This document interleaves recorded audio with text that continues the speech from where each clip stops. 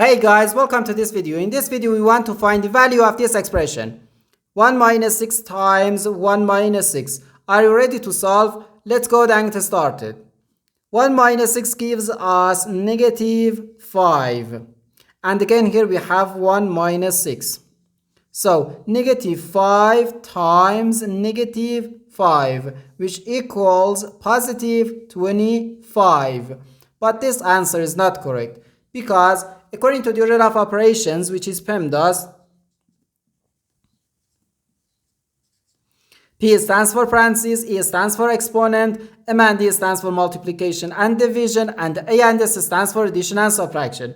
First we have to do parentheses, then exponent, then multiplication or division, and finally addition or subtraction. Remember that multiplication and division have equal priority and we have to work from left to right.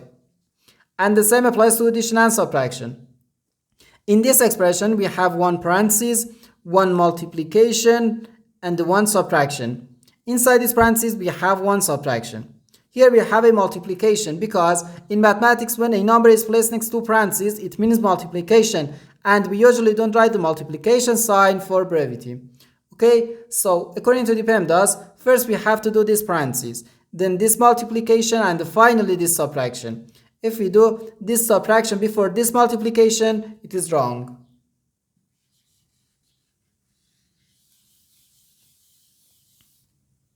So first we have to do this parentheses. Inside this parentheses, we have 1 minus 6, which equals negative 5. So we have negative 5 times 1 minus 6.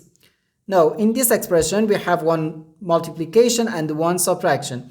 According to the PEMDAS, multiplication has higher priority than subtraction because multiplication comes before subtraction. So here, first we have to do this multiplication. Negative 5 times 1 gives us negative 5. So negative 5 minus 6, which equals negative 11.